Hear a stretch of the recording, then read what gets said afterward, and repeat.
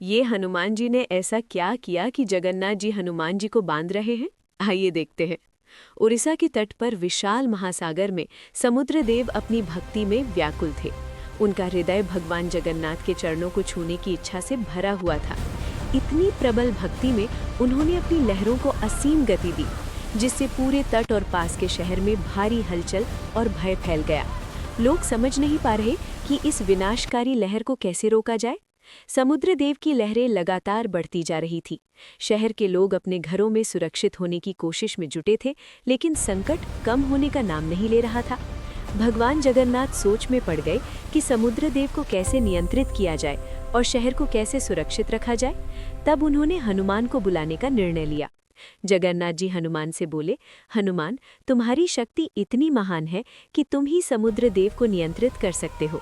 यदि तुम समुद्रदेव को रोक दोगे तो शहर सुरक्षित हो जाएगा। हनुमान जगन्नाथ जी से बोले, प्रभु, आपकी आज्ञा मेरे लिए सब कुछ है। मैं तुरंत समुद्रदेव के पास पहुंचकर उन्हें नियंत्रित करूंगा।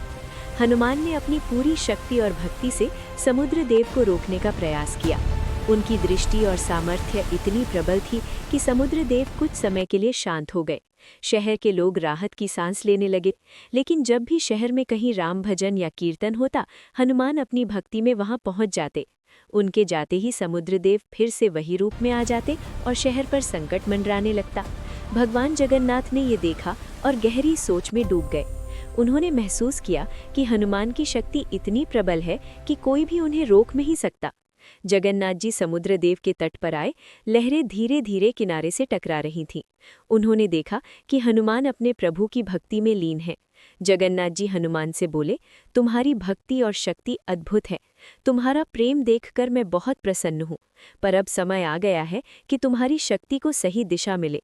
इसलिए मैं तुम्हें बांधने वाला हूँ। ये बंधन डराने या रोकने के लिए नहीं, बल्कि तुम्हारी शक्ति और भक्ति को संतुलित करने और शहर को सुरक्षित रखने के लिए है।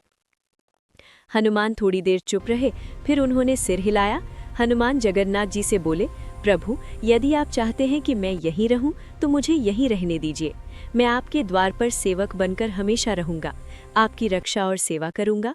जगन्नाथ जी हनुमान से बोले, तथास्तु, तुम यहीं रहोगे, सेवक बनकर, रक्षक बनकर और साक्षी बनकर। यही तुम्हारा वरदान है। इसके बाद भगवान जगन्नाथ जी ने भगवान हनुमान जी को बांध दिया। ये बंधन उन्हें दंड देने के लिए नहीं था, बल्कि उन्हें एक स्थान पर स्थिर रखने के लिए किया गया था।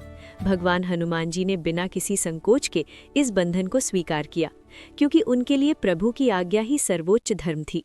समुद्रदेव की हल्की हल्की लहरें अब धीरे धीरे किनारे को छू रही थीं और हवा में प्रेम और भक्ति की सुगंध हमेशा बह रही थी। यही स्थान बाद में हनुमान मंदिर के रूप में प्रसिद्ध हुआ। आपको ये कहानी पसंद आई हो तो वीडियो को